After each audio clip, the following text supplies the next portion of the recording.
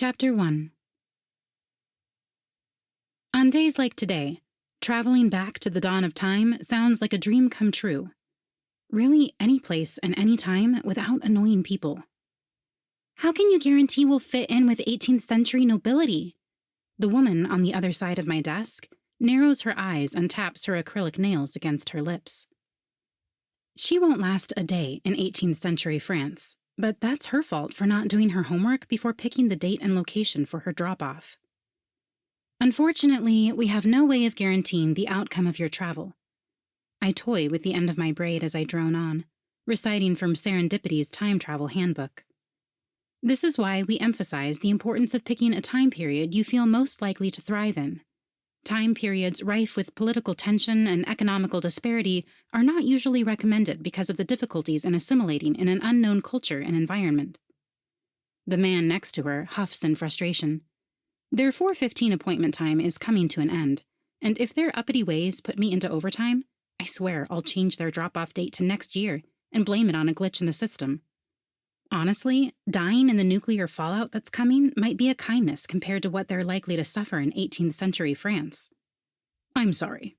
The man leans forward to take in my name tag, Renee. But what time period isn't rife with political tension or economical disparity? I shrug, but I tap my temple to pull up my Neuralink and let my mind stray to my list of maybe travel to.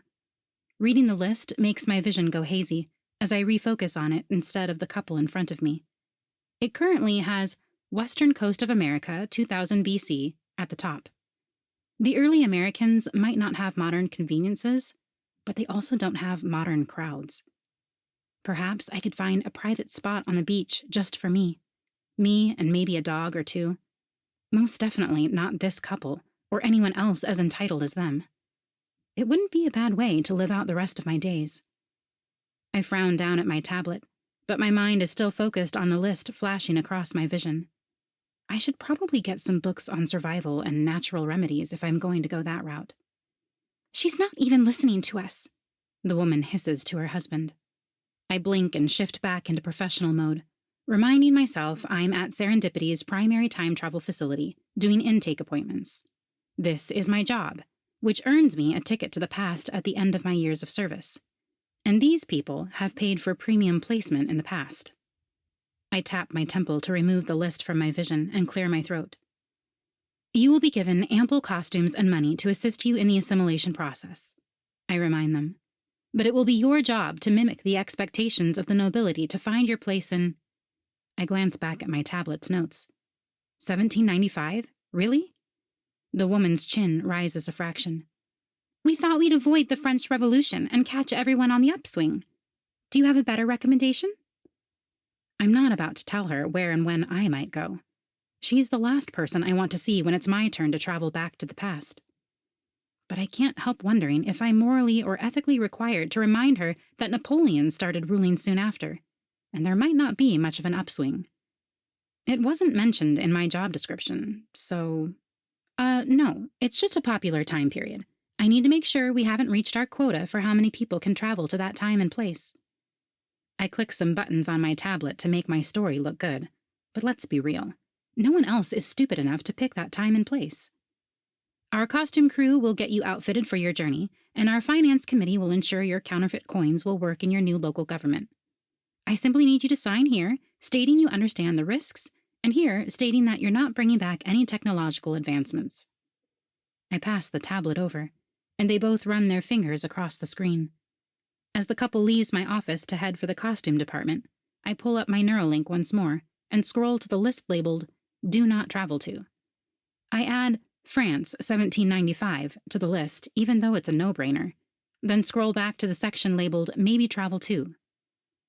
Underline West Coast in America 2000 BC and add the phrase Bring Dogs. My future in the past is looking better and better. A knock sounds on my door. Come in, I call out as I tap my temple and get rid of my Neuralink screen. I glance at my tablet. You must be the Robinsons.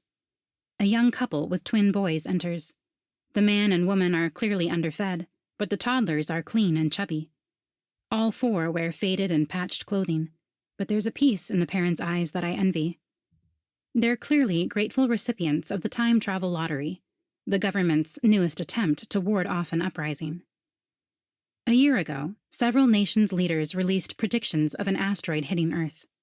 Worldwide panic turned to chaos when beta tests released from a top-secret time travel study provided proof that the asteroid will cause a domino effect with EMP blasts and nuclear fallouts. The asteroid can't be stopped.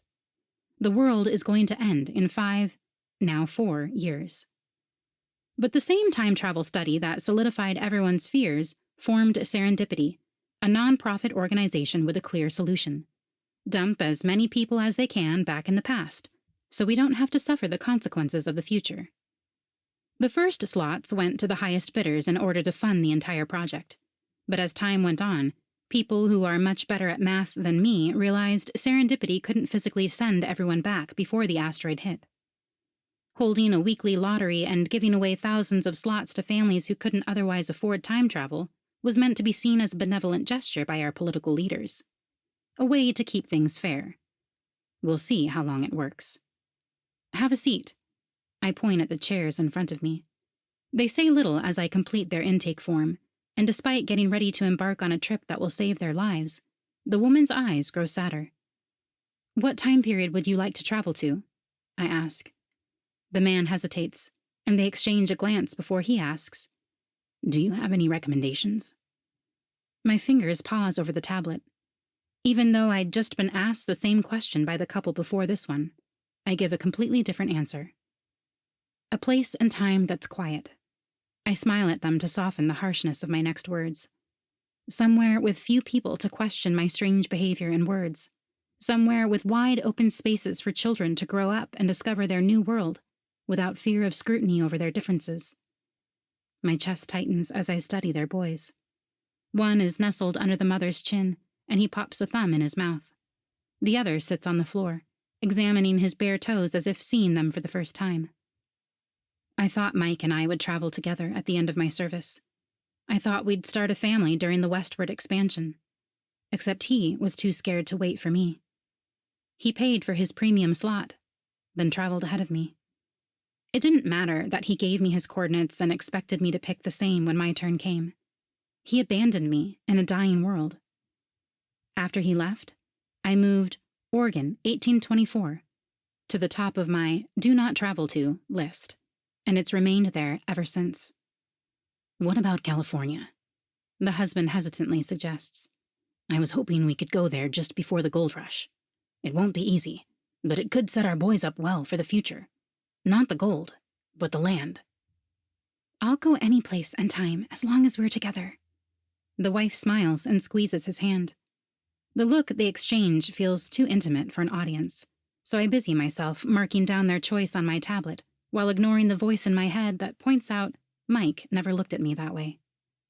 It must be so hard, the woman says. I continue entering their information, only half listening. Living during the gold rush? No, sending people day after day to safety and security, while you remain uncertain about your own future. My hand stills as I absorb her words. Staying here to help people leave? She continues. It's heroic. It's like someone on a sinking ship, making sure everyone gets a lifeboat before they secure their own. She leans forward and places a hand on my arm. We thank you for your service. I blink at her, unsure how to respond. My decision to work for the time travel agency was far more selfish than she's making it out to be. I can't afford to travel, and so far I haven't received a lottery ticket. Working here guarantees me the opportunity to travel at the end of my service. It's a means to an end. I suppose one could argue that I could have gone with Mike. I could have broken my contract with the agency and he would have paid my way. But it hadn't felt right for a number of reasons, especially once I knew he was traveling with or without me. Isn't that what makes us stronger? I ask, doing the hard things?